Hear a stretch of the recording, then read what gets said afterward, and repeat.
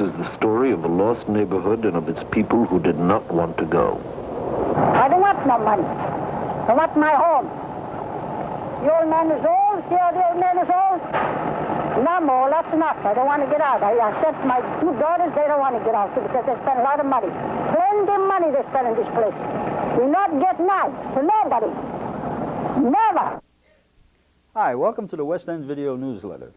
Tonight's show is going to be an extension of the last show we did. The last show we did, we were talking about why the city should put the veterans' monuments and signs back, because it's a shame, it's been 40 years and something. Just after we did the show and we had him out, the mayor of Boston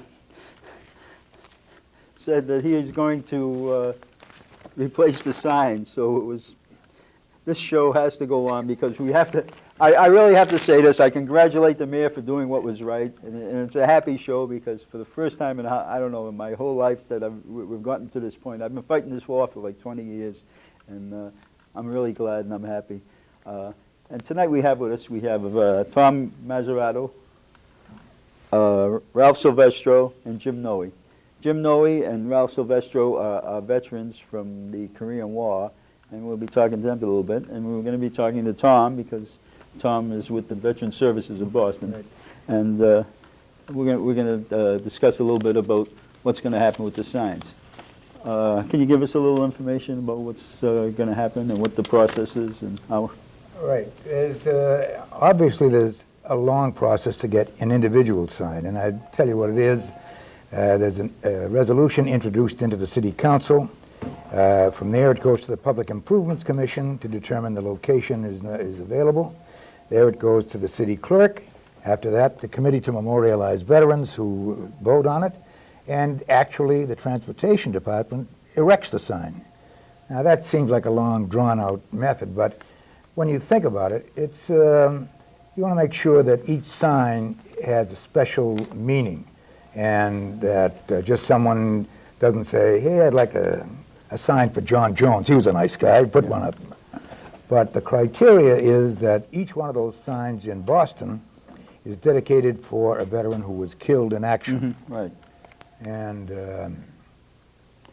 the gold star on the sign is that indicator. Yeah, my mother was a Gold Star mother. Yeah? And they used to go to the, what was that Veterans Club? It used to be in the old reliefs thing on Haymarket Square. VFW had, right. 144 had a post there, and they moved to Hanover Street, and they just sold that building. Mm-hmm. And the police station was right there, too. Yeah, right on the Haymarket Square. That's when Haymarket Square was, there were all buildings there. It wasn't, afterwards when the redevelopment and everything, and the government center and the West End, it sort of like got leveled out. But why do you think they brought this back up? I know I sent a letter into the Herald, and I'm wondering if that's what triggered it. Well, that's almost what it takes to get the interest peaked up for that. Usually a sign is not put up unless there's a specific request for it. Mm-hmm. And the reason for that is, as I stated before, is that just so that there's no indiscriminate sign put up because someone thought it'd be a good idea. And after all these signs were knocked down in the West End, there was a minimal number, actually 7 requests to place them in a different location, because some of the streets that these signs were on didn't exist anymore. Mm-hmm. So 7 of those were put up, and the others, there just was never any request for them. But now, as there's more interest, someone wants to look in like yourself. Right.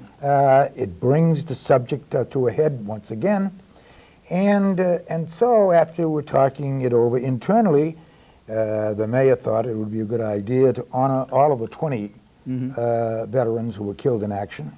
And the way to do that was to put all of their names on one memorial, and we'll put them in a specific location. One of them was a Civil War veteran. I didn't realize that. Yes, I didn't realize that. Sims was a Civil War veteran that died. I didn't realize that till someone told me.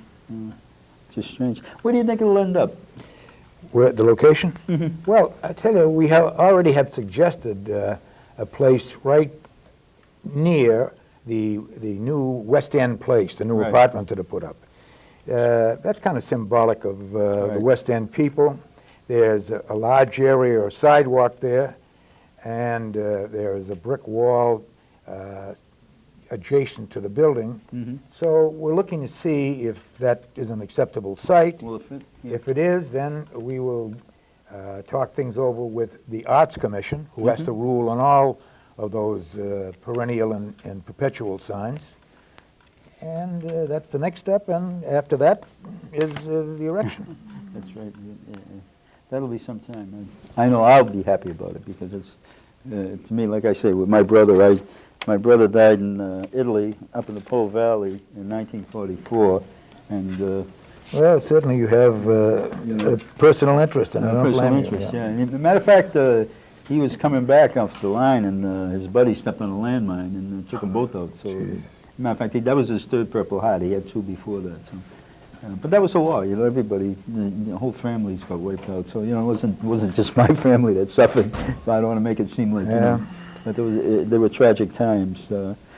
Now, it said something about a committee in the paper. Are they going to have people like former West Enders and everything involved in this, or is this going to be like... Well, no, it's kind of an internal committee. The policy advisor to the mayor was involved. One of the employees from the Neighborhood Services Department, a person from the Arts Commission, and myself. Okay. And so sometimes a limited number of people get a little bit more action than... I agree with you. You know, they say... I have been running with committees like 10, 12 people, and wind up with a camel, as they say, right? everybody wants to put their 2 cents in, and then what happens is some people, even after they decide it's no good, after you're gone for about 10 minutes, they bring it all back again, and it just goes over and over and over again. So, but yeah, I would like some input from the former West Enders into this. So, you know, if we could, I would really, you know, appreciate that. That would be a nice thing. So, Well, anyone is certainly welcome to send in comments to, and they'll all be considered, I'm sure.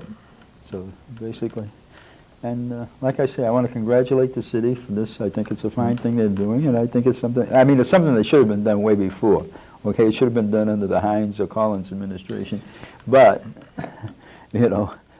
Even under Flynn. It's never too late. Yeah, even under Flynn. I'm sure Flynn would have done it if he had realized it was there, because Flynn was that kind of guy. But unfortunately, it's been a long time, and I think we're all West Enders, former West Enders, will be happy. I even think the West Enders that live here today, right, will find it a fine thing to do, because you know, these people gave their lives for... Of course, and the times we're in now, especially we're engaged in armed conflict, it brings a little more emphasis to that kind of thing. And we have 2 veterans from Korea with us. And Well, I wasn't from Korea, but oh, okay. I was in... Yes, you were in during the Korean War. Yes, you were. Well, the Korean War. I was in the Korean War, but I was in the Navy. Yeah. I served in the Mediterranean. Oh, okay. No fault of our own. You but fought the fish. We go go where where you're they sent Yeah. us, and that's all. I would have liked to have gone up north, but that's it. Yeah. But at the same time, during that era there, with the communists threatening Right. us all over the world, it looked like the war was going to break out anywhere in the world. So In that era, that's why they were there, because Yeah. to It stop looked like that it was from going to be a happening. world war. And it looked like there was a world war coming, and I'm glad it didn't. But No. it looked like that was fun. You were in Korea. You were in the actual fight. I was in Korea. I joined when I was just 18 years old after high school, and I was in combat at 19 years old, and I stood in Korea for a year. I got shot at every day. We got shot at, you know, either mortars, artillery, bullets, what have you. And we fired back, of course, and it was quite a thing. I have a picture here with the machine gun, and I was just young, and this is me. Yeah. And I remember the Chinese were just shooting at me and another guy, and I says to the guy, "I don't believe it. They're just shooting at both of us. It looks like I'll never see 20 years old." He goes, "You joined, you jerk." You know, in other words, he said something else, but that's what I said. "You joined, you jerk." I go, "Yeah, I did." He goes, You stupid. And I said, we're about to get killed. He calling me all these names, you know. But we didn't get killed. Everything turned out all right. There were some areas where there were bodies around us, just scared the heck out of you. Just wanted to live for another day. Of course. Yes. So that's proof positive you were young once. Yes, I was young. Yeah. How about Joe Anello? He was a West Ender that was over. Yes, Joe Nello was a friend of mine from the West End. We went to school together at the Blackstone School in the West End of Boston. And he was in Korea ahead of me. And he was in when the Chinese came into the war, and all hell broke loose. Him and another guy, his friend Hershey, is his nickname. He's a Japanese-American guy. And he won the Medal of Honor, and Joe Anello won the Silver Star for holding back the Chinese while the other guys can get away. And then they got captured, and Joe escaped and got captured again. He was wounded. Hershey was wounded, but they're both alive today. In fact, the Korean government invited them back to Korea. They're going back May 22nd of this year, 2005, and the Korean government's going to pick up all the in-house bill. And this is like 55 years later, or whatever it comes out to. That was back in 1950, 51, so it's quite a few years. And I'm sure they like to see the area. Well, they can't see the area where this action took place, but they'll be in Korea anyhow, in South Korea. And we still have a little piece of North Korea that we won, and of course the Chinese and North Koreans wanted it back, and with the negotiations they never got it back.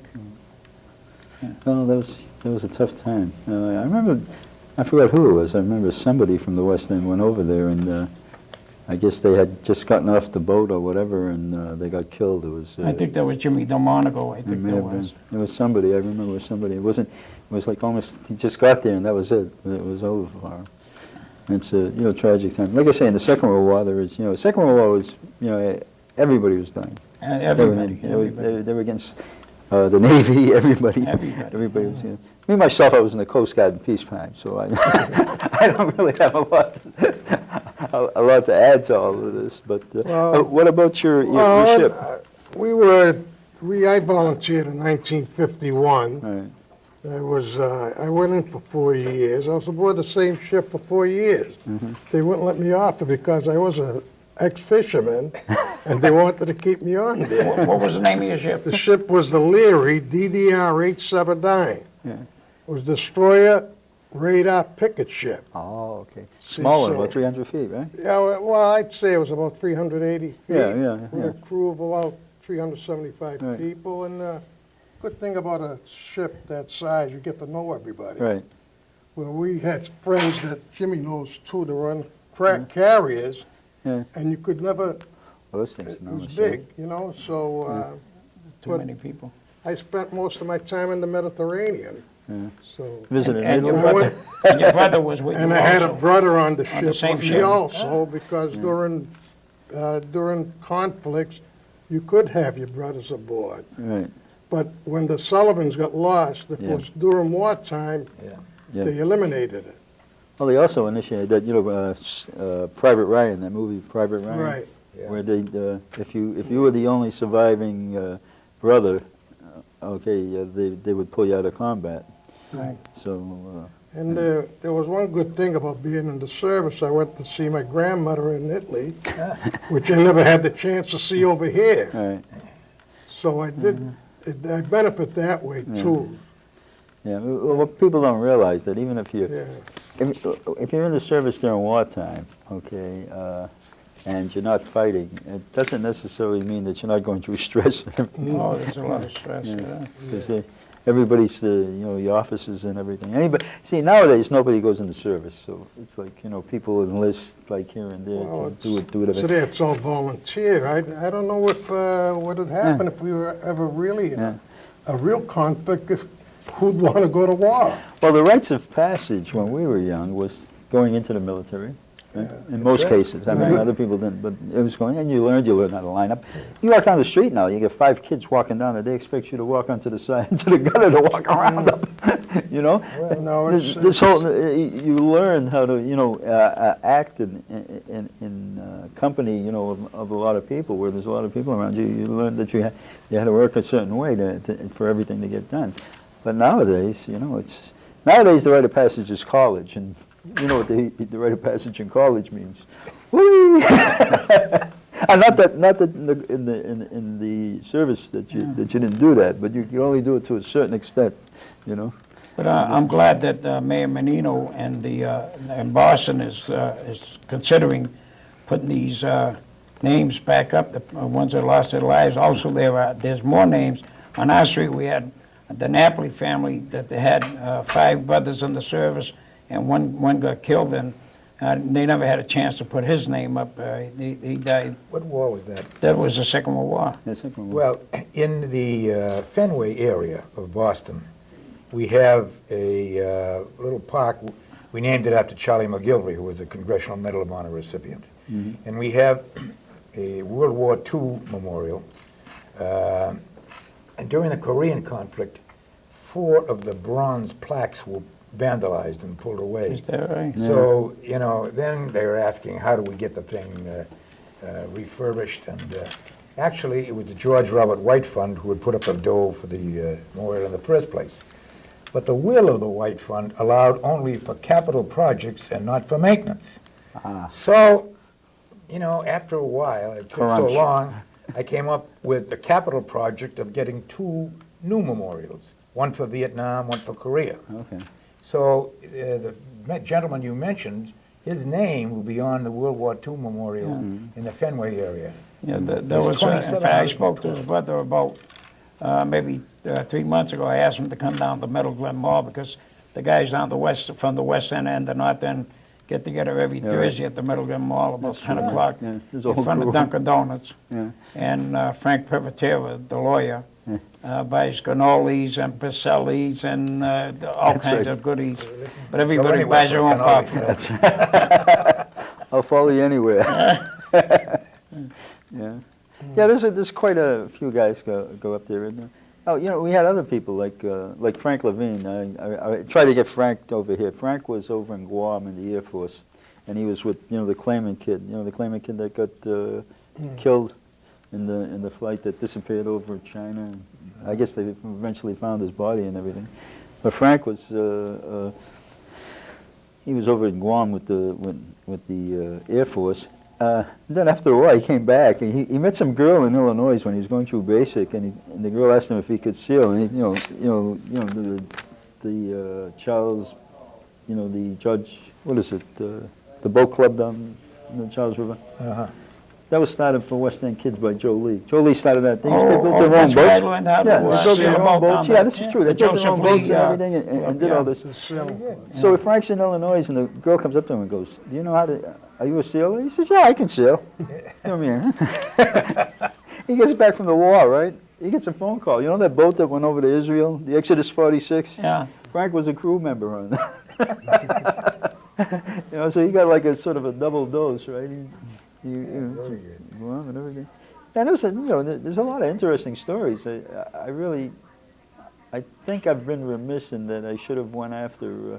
We did a lot of oral history tapings. We got up in the West End Branch Library. We got about 75 hours of oral history taping. But maybe it would have been a good idea to take, war stories when the people were still alive, Well, and got all these stories, and we got a lot of political stuff about the early days, how they used to fight with each another and tear down the signs. Yeah. Like even out here, sometimes I get involved in politics here, and I tell them all. I said, I remember in the old days. They said you had 2 crews out, one putting up signs, one tearing them down. That was a different era. Now everything has changed. Yeah, but- during the Second World War, everybody was in the service. Everybody, the Navy, Coast Guard, Merchant Marines, Yeah. everybody. that was one of the positive effects of the draft. Right. Every family was involved. Everybody. Yeah. everybody. So that if anything was decided with the military, everybody had a little involvement with it. And that doesn't happen today in a volunteer army. Yeah. And, if you really look at it, There are people that they're calling up National Guards and reservists, Right. which by the very nature of who they are should be the last ones, Right. not the first ones called. That's right. Like, You're when I went absolutely in, right, Ralph, about saying you don't know. when I went in, there was four brothers of ours were in all at the same time. There's two of us in the Navy, one in the Air Force, and one in the Army. The last brother couldn't go in because he was too young. But if he was old enough, he would have volunteered also. Yeah. But today you don't get that. You And just there's another don't thing get you don't that. get. In the Second World War, the civilians were active. I mean, I remember the paper drives. I remember when I was a kid, the paper drives. And the Everybody- metal drives, right? Yeah, and everything. And, Yeah. and people Metal. volunteering for hospitals, and people volunteering, for all this stuff. auxiliary. You had all that kind of stuff going on, because it was a total war. And you had to fight right. it totally. And everybody pitched in. I don't know if if it was another total war, if people would pitch in like that. I wish they would, and I'm hoping I'm wrong, but I sometimes look at the way some of these people act, right? And I get the feeling that we may not get that total. Well, look at the experience during the Vietnam War. Right. When you had a celebrity who, Oh, yeah. in my view, if you look up aiding and abetting Yeah. in the dictionary, that's Right. treason. I agree. And that's punishable up to death. Not only that, she went in and they tried to get a prisoner of war to say something. Right. And when she was to leave, they asked her, "What do you want us to do with him?" She said, "I don't care." I mean, you know the worst part about it is anybody can be wrong at a given time. Okay, sometimes you make stupid mistakes and you make stupid decisions. I know I have in the past, maybe not as big as that, but everybody makes stupid decisions. I see her on 60 Minutes Yeah, about, a month ago? yeah. And she says, "I'm sorry." I said, "Well, at least, she's apologizing to these guys, and she's going to say, she says, 'I'm sorry, I shouldn't have been on that gun and everything.' And then she goes on to say, but all the rest of it was all right." Yeah. I said, "Is she crazy?" Yeah, exactly. I mean, is she crazy? The whole thing is a younger generation didn't even know what was going on, and they think she is terrific. No. Yeah, I think everybody, we know what she is because we lived at that era. I know my brother Tony was in Vietnam, and I was so mad. I think if I had a gun, I ran across a demonstration. My brother Tony was in the billet that was in Saigon in the Tet Offensive. They took all the guys out, and they found them in the street, tied with their hands behind their back and shot. Oh, yes. That was his billet. The only thing that saved him, he was a medic, and he was in the dispensary. And the only thing that saved him in the dispensary, he said he had a funny feeling. He had all the enlistment putting sandbags over the top of the roof. And I said, "Sarge, what are we going to do this for?" He said, "Never mind, do it." Right? They took a direct hit on top of the... If the sandbags ain't there, they're in trouble. They're in trouble. So he got lucky 2 ways in that he was on duty, and he sent me the letter, and I was just so crazy. I would have probably bit one of their throats out. I just, why are you doing that? I can see you being against the war. It's just like this war. It's not the greatest war in the world. And I can see you being against the war, but I can't see you actively doing anything that will, like you're Rather, absolutely right. Dan Rather, right? Yeah. Why did he bring out that, was it Abu Ghraib or whatever it is? Abu Ghraib. Keep it quiet, have them, pull them out quietly, right? After that, they started chopping guys' heads off and everything. For a story?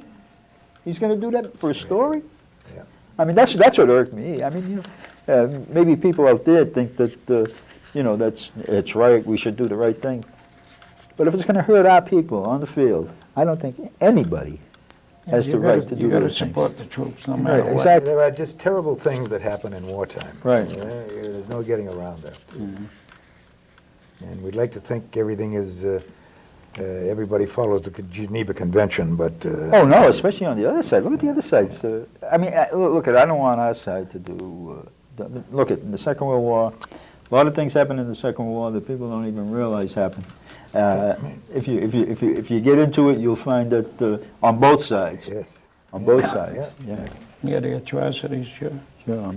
Ralph, you have a book there, and you have some of the pictures. Yeah, this is called The Helm, Yeah. and this is a book about our basic training, which I took in Newport, Rhode Island. Yeah.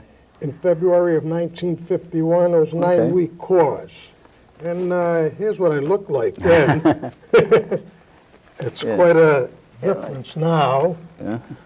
And that was me in 1951. I was just 20 years You know, old. when I was in the Coast Guard, we had the same uniforms. The only difference was we had a shield. And That was the Coast Guard, right? Yeah. You couldn't tell from... and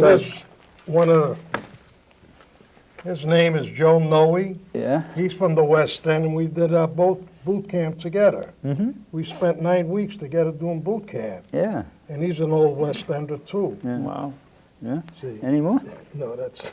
Okay, and what ports did you stay in? What ports did you go to? Well, we did all of Southern Europe, and we started from Sicily all the way up to Trieste, which at that time was international. It didn't belong to Italy, and it didn't That's belong right, to too. That's right. Yugoslavia. That's right. But then they made it all Italian now, Mm-hmm. see? But I went all the way from Sicily to Venice and Mm-hmm. all the way up to Trieste and Genoa, you name it, because I made That was- 3 cruises over there, which after a while, we did volunteer for other duty, but they wouldn't send us there.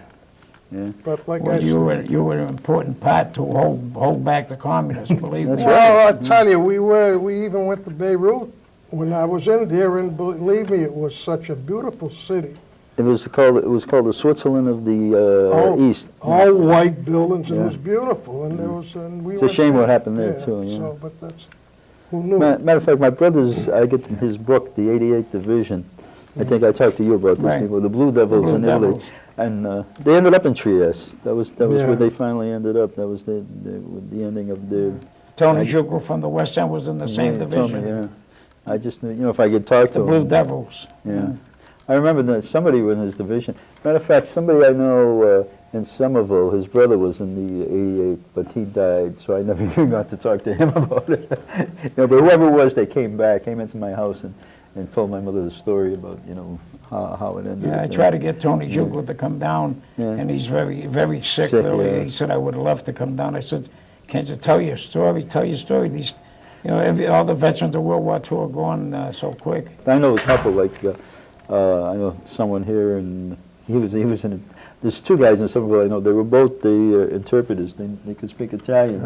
And one was in a tank, Jimmy LaGrippo. He Oh, was yeah. down in a tank division. And they took him out as an interpreter, because he could speak Italian fluently. His tank company, over in Europe, got 3/4 of them wiped out, or 80% wiped out. So if he wasn't talking, right? Oh God. Okay, once again, isn't a memorial wish. Signs coming back to the old West End. Took 50 years, but they're coming back. And we thank the city, and I'd like to thank Tom Mazzarato. Is that right? Or Matarazzo. Matarazzo. Tom Matarazzo. I'm sorry I messed it up. And Is that right? yeah, for coming tonight and explaining the city's part in this, and Ralph Silvestro, and of course Jimmy Noe. Jimmy Noe's been on before. Thank you. And I'm glad that you all came, and I think it was an interesting show, and I think everybody will enjoy it. See you at the next West End Video Newsletter.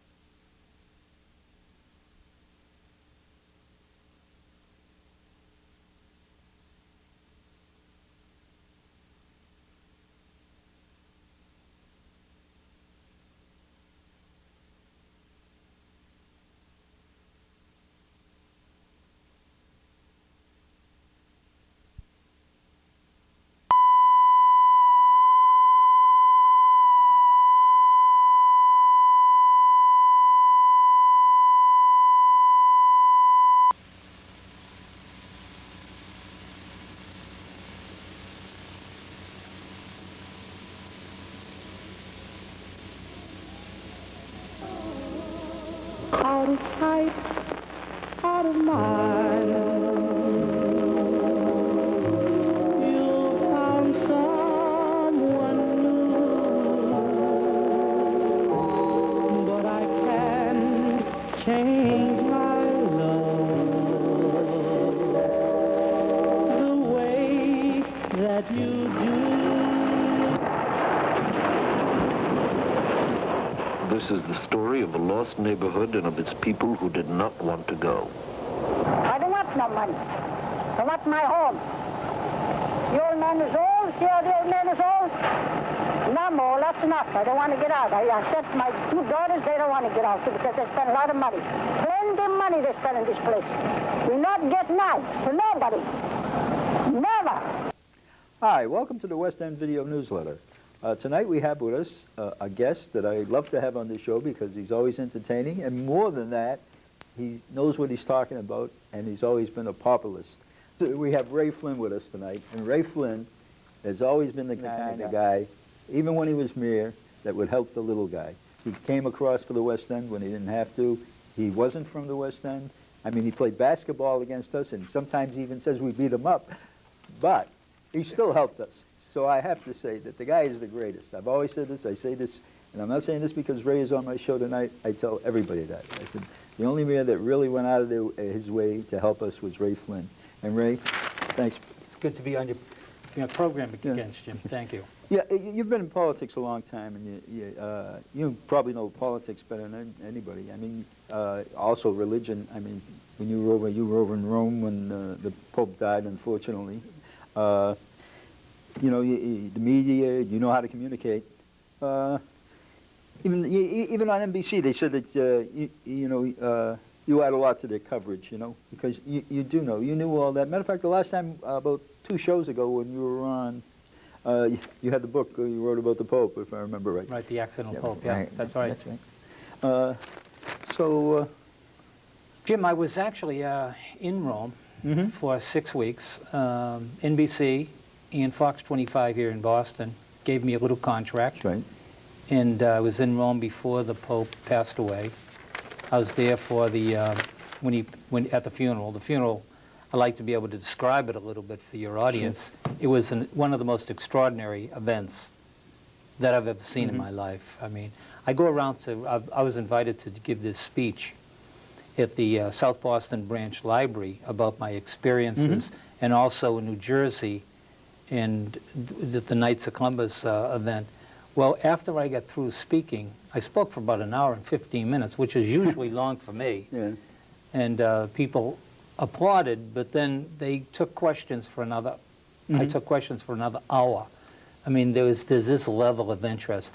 And I also covered the inaugural, the conclave, and the inauguration of Benedict XVI, right, who I also have known for many years. Jim, one story, I know there are a number of senior citizens who watch this program because every time I'm on, I meet people at Filene's basement. They'll say, "Oh, Mayor Flynn, I saw you on Jim Capano's show, West End Newsletter." Well, I know that they'd like this little story. By the way, if there's some parish or some group, and sometime in the future needs somebody to kind of fill in, to say a few words at one of their meetings, talk about my experiences, knowing John Paul II as I have, knowing the Rome, knowing Benedict XVI. If I can do it, I'd be happy to do it. I've been doing some traveling across the United States quite regularly recently. One little story, Jim. I was doing the 10 o'clock news on national television. 10 o'clock news here in Boston is 4 o'clock in the morning in Rome. There's a 6-hour time differential, and I was doing some other television, international television. Well, I'm walking across the studio. Our studio is overlooking St. Peter's Square. And I'm walking through St. Peter's Square, and I'm going past, I'm walking down Via della Concezione, past Council San Angelo, walking across the Tiber. And as far as my eye could see, it's pitch black in the morning now. And there was literally hundreds of thousands of people. As I walked and walked and walked, I went into this little cafe, and I got a cappuccino and a sweet bowl. A bus pulls up, and the bus had driven all night, perhaps all day, from Austria. 2 buses, in fact. Weary bus driver gets out of the bus, goes into the cafe, he orders coffee, and he asks, where is the end of this line to pay tribute to John Paul II, going up to St. Peter's Basilica. People were waiting. People were waiting for 18 hours, Jim, just to show their respect, awake, to file past the casket of John Paul II. 18 hours they'd now have to wait. They already had traveled over 20 hours, maybe 24 hours. Can you imagine that? Elderly people, young people. I mean, this spectacular event was just extraordinary. The outpouring of respect and admiration. I said to the cameraman from NBC, who was working with me regularly, I said, now, you know, you're an old timer, you've been around a long time, you covered the Vietnam War. I said, is this one of the most spectacular events you've ever seen? How would you rate it, I said. Well, because I had said on TV it was the most spectacular event that I've ever attended. Right. Now, I was a young man in the Army when John Kennedy died. He got assassinated on that Friday afternoon. I was stationed right outside of Washington, D.C. When we heard that President Kennedy was assassinated, the base closed. I immediately hitchhiked down to Washington, D.C. in Army uniform, and I literally watched the casket carried into the White House. I also watched the casket being escorted up to the Capitol. I waited in line with everybody else to go in to see the president lying in state. And then I also went down to St. Matthew's Cathedral, where the funeral mass, I walked over to Arlington Cemetery, National Cemetery, for the burial of President Kennedy. Well, that was an extraordinary event in my lifetime, one of the most impacting events that I've ever experienced. The Holy Fathers, John Paul II, had such a huge impact, Jim, because of the fact that there were so many young people there, young people like our kids, our, 25, 30 years old, that traveled all night long, all day long. The police told me that they had estimated that there would be up to 3 million people. They changed their estimation, and they says this is something that they can't even fathom. It was 8 million people that actually paid tribute to John Paul II. A lot of people didn't get to see him either. And incredible. I mean, if, you hear all this, the church is in decline, and, what's happened to the dysfunctional Catholic Church, and, it's had its problems, as we both know. But the admiration and respect for John Paul II and for the Catholic faith, the faith of our mother and fathers, and our family that we try to instill in our kids, Jim, is still there. Is still there. I saw it personally. Yeah, especially and maybe in this country, because there's a lot of that, we'll say, feminists and everything that are, the different things are pulling on the church. Cultural changes. Yeah, cultural changes. things that are pulling at the church. But most, like my kids, they go to church regularly and everything. Yeah. So, I mean, I got 6 kids myself, and I got 11 grandchildren. I far outpace you in the number of grandchildren. What do you got, just 2? You've got a long way to do to catch up. But then, of course, the Irish have been a little bit more prolific than the Italians anyway, especially from South Boston over the West End. Well, my mother was I think I told you that before. My mother was in South Boston. My mother's Lithuanian, and she came through South Boston. Yeah. And so that's where my it's kids, not exactly... That's where my kids went to school, those Lithuanian schools, St. Peter's School. I mean, Jim, we're so lucky to have that kind of rich diversity, Irish, Italian, Lithuanian, Polish. You in that West End, I mean, look at the United Nations, you had everything there. I love the West End. The only thing about it, ethnic and racial. The only thing I didn't like about the West End, I'd get down there and play basketball down there, the old West End house. One day, I think I told you this, and it's on record. I got the scorebook. I got 76 points. That was the easy part. Trying to get out of there alive was the more difficult part. All I remember is running down to Charles Station, jumping over the turnstile, luckily getting into the train, taking me home to South Boston. Tony Lavolo, who played for the team at that age, tells me similar stories about South Boston. We were nice to everybody over there. We wouldn't do that. So it's, in those days, everybody, there was a different, everybody protected their turf, and there was all this, macho stuff and everything. But I mean, the West End house, I remember they had, playing basketball, they had a guy named L.D. Moore, was black. Yeah, that's my a good friend of mine's brother.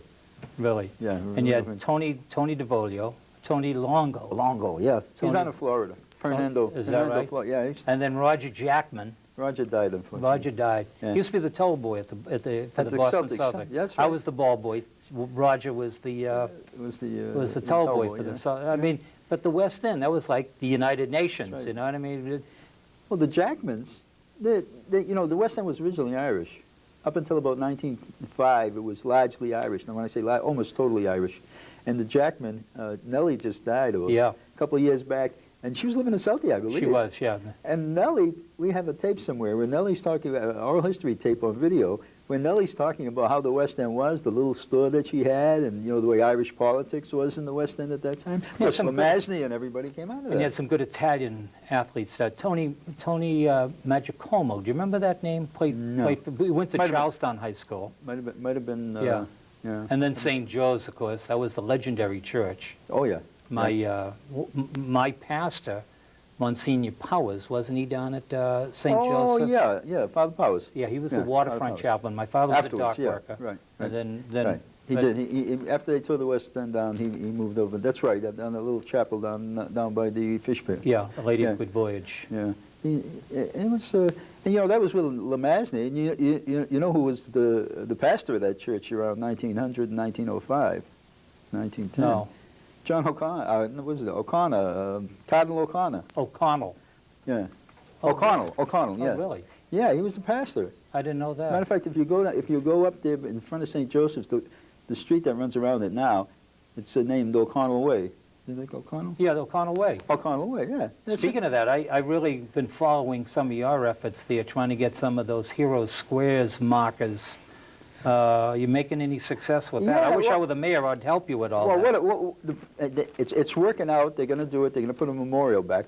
But what is happening is I'm trying to get them to put all deceased. They want to just put the people, the signs that go torn down, like, you know, the square, like so-and-so square, so-and-so square.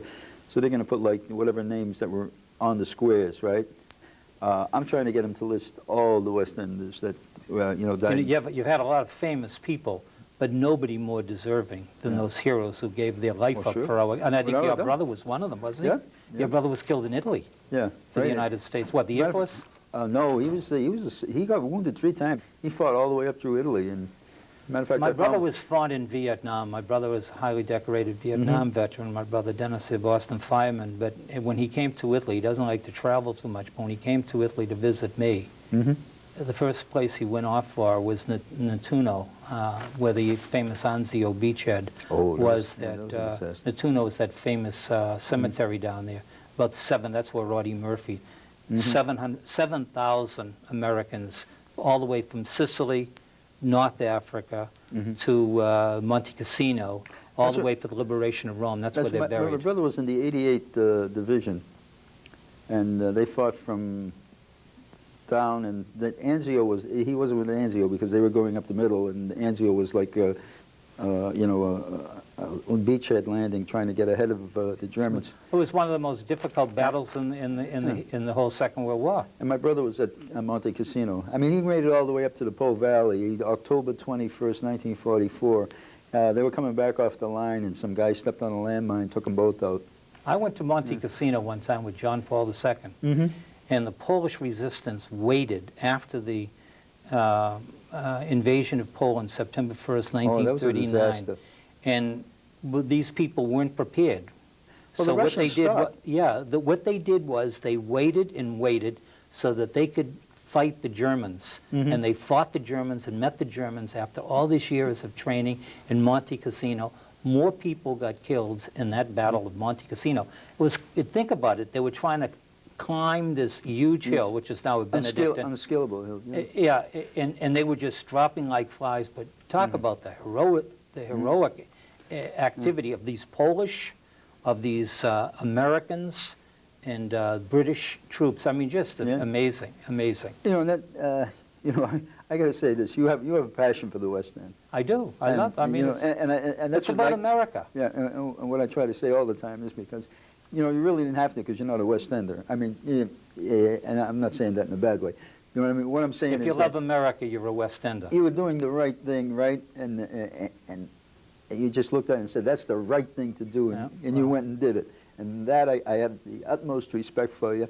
And you know, even your son one time, he came. We have every year we have at St. Joseph's we have a mass for deceased West Enders. Yeah. And your son came to. By the way, as you know, I'm filling in for Ed. Right. Eddie's on active duty in the United States That's Navy. right. He's down the Naval War College.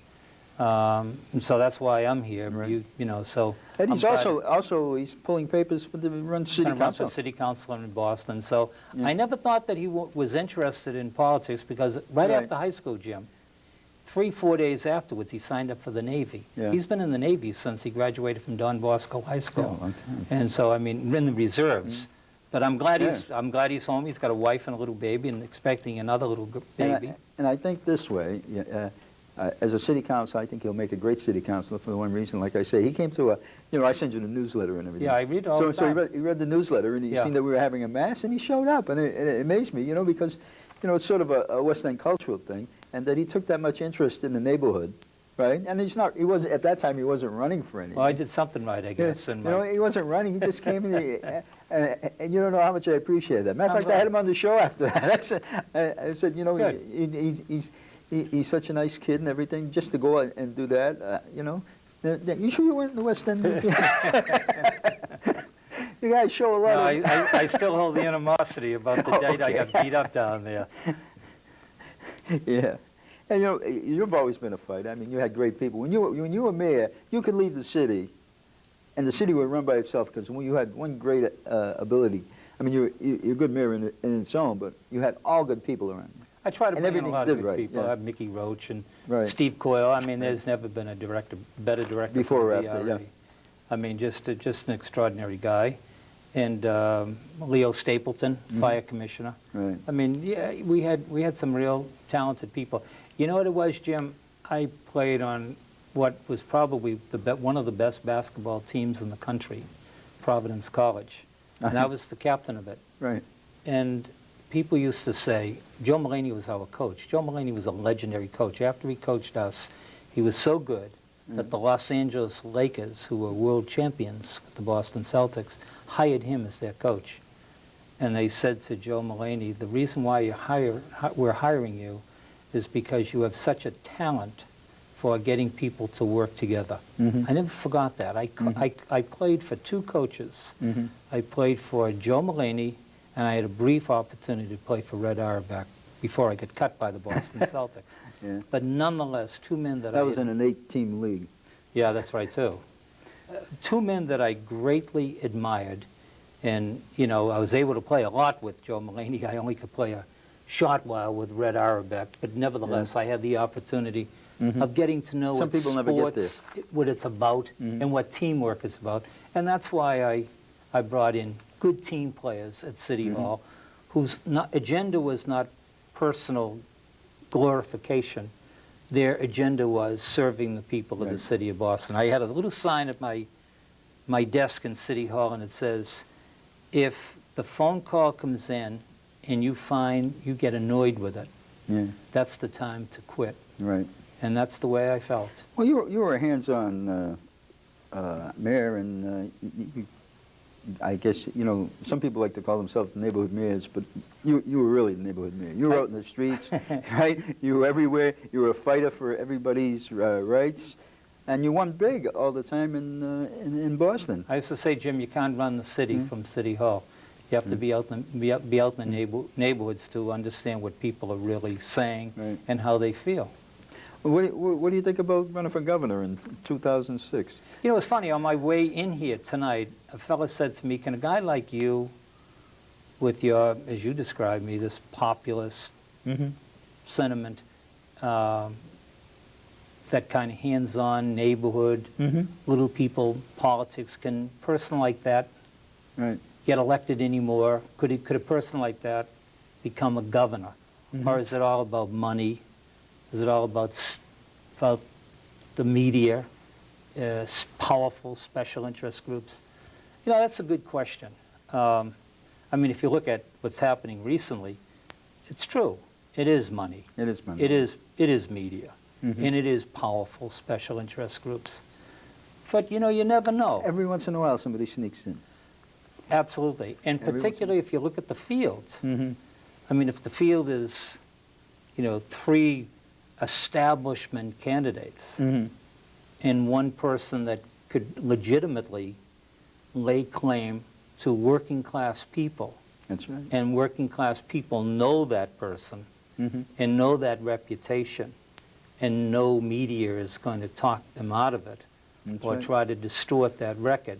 If I remember right, you weren't the favorite of that race for mayor. If you look at that 83 election, I was 17 points behind. I had no politicians supporting me. Right. I had no media Right. supporting me.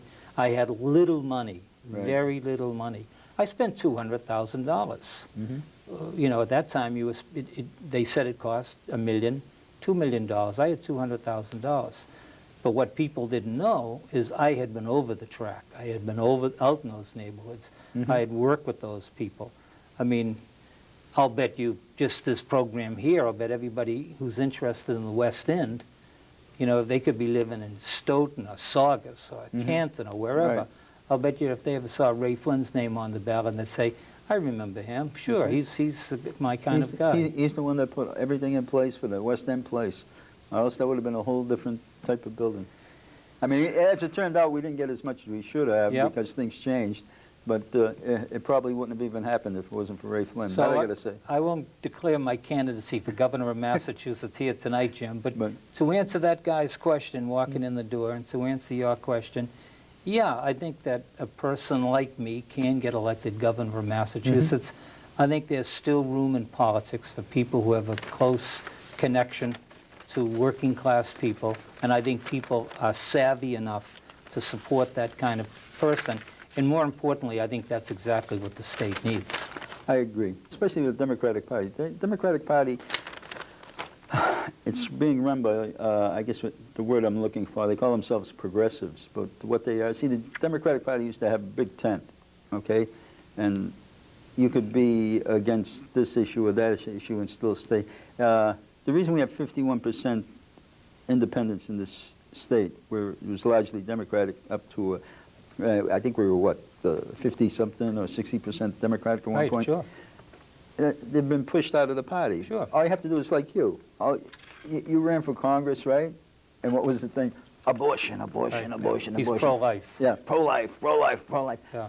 Had nothing to do with it. But because if you're any of those things, like we'll say you're pro-gun, anti-gun control or whatever, you know, you take one little, anywhere down the line, right? If you split from the litany or the agenda in any way, okay, what happens is they like push you out of the picture. You have to be, it's a new Puritan. But see, what you need, that's why you need money and you need organization. Because even if I'm, as I am, pro-life, pro-family, pro-poor, pro-working class, pro-human rights, even though I am all of those things, the fact is that there are a lot of people out there who agree with those things. I agree, sure. And what you need, however, is you need the money and you need the organization to bring them together. You know, we also have the West End Museum. Okay. Absolutely. What we're also looking to see if we can raise some money. Okay, and I would like to, if anybody out there knows a fundraiser or would like to donate to the West End Museum, would be interested in, you know, we have the number for you on the screen, so you can call up and you know, leave your name and address or whatever, or you can send the money to the West End Museum, P.O. Box 8996, Boston, Mass. 02114. But we could desperately use the money, and we're doing some great things. So we have the exhibit from the Old Bostonian Society that they put up about the West End in '92, and it won an award. It's a really good exhibit, but we need money to put it together. So if anybody out there would be interested in donating or helping out, we'd love to have you. And now, Jim, after that commercial. Can I tell you one little thing about the museum, in fact? Yeah.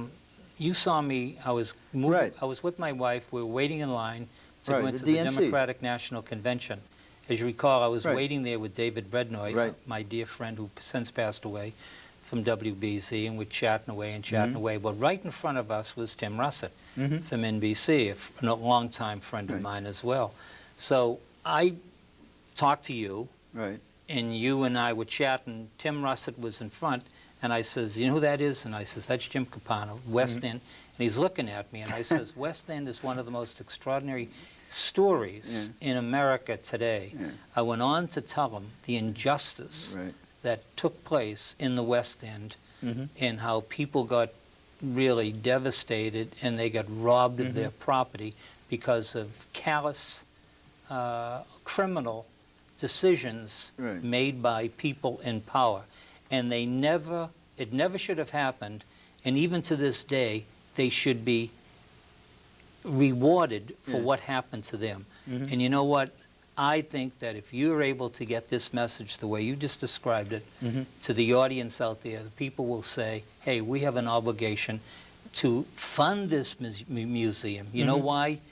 Because it not only is something that happened in the past, if we don't watch it, and if we're not reminded, you know, this could happen again. Look, I built the Holocaust Memorial in downtown Boston. And I did that because my dear friend Steve Ross told me... Mike's father. Mike's father. He says, you know, Ray, we work together as youth workers. And he says, Ray, if we don't do this, people will forget. That's right. And I says, okay, Steve, wherever you pick out a location in Boston, and I'll put it there. He says, how about right next to James Michael Curley? I said, you have it. So, you know, some people were complaining about it, and understandably, but that's where it went. And you got your museum, you got a good location for it there. Yeah, we do. You got a good location, but what people now have to do is step up to the plate and fund it. You know, people come out of the woodwork with stories and memorabilia, and, you know, too bad our friend Jerry Williams wasn't around. He had some great stories, too. You know, but the West End is not about the West End. Not just about the West End, it's about America. Yeah, Voltaire, you know, those who forget history are doomed to repeat it. Yeah.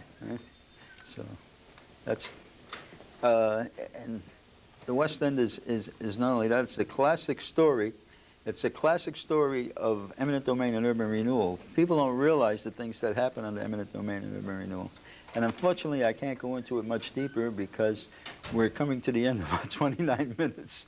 So, Ray, thank you for coming. Good to be with you, Jim. This. Thank you. Yeah. And, Ed will be back there. If you invite Ed, Ed will be back there. He'll come back from the Navy. And, we'll have him sometime when he's set. You have him give me a call when he's available, and we'll do him. He's a great kid. He's a nice kid. And I'm not saying that because he's your son. I'm not that kind of guy. You know, I'm surprised he's getting in politics, know. but I'm delighted he's getting in politics because, you know, he'll do a good job because he's, you know, that's what he wants to do. He likes to help people. Yeah, I think he'll be all right at it. Yeah, good. Anyways, I'll see you at the next West End video newsletter. That's the show.